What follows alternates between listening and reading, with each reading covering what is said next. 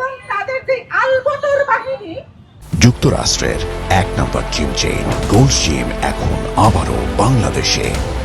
বসুন্ধরা আবাসিক এলাকা ও Bashundhara city shopping মলে